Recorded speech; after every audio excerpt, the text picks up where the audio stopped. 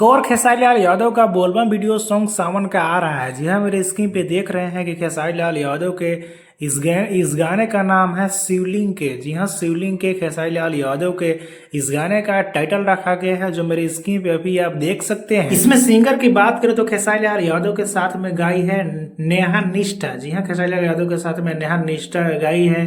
वहीं गीत की बात करें तो अहिर मुकेश। जी हाँ, अहिर मुकेश ने इस गाने को लिखा है। वहीं इसमें म्यूजिक की बात करें तो आकाश मिश्रा ने इसमें म्यूजिक दिया है। और इसमें एक्ट्रेस की बात करो तो इनका नाम है जूली राजपूत। जी हाँ, जूली राजपूत इनका नाम है, जो कि खेसारी लाल यादव के इस गाने में काम किया है राहाबत चैनल के। तो चैनल का नाम है फालतू इंटरटेनमेंट। जी हाँ, फालतू इंटरटेनमेंट यूट्यूब चैनल पर आप सभी को देखने सुनने को मिलेगा।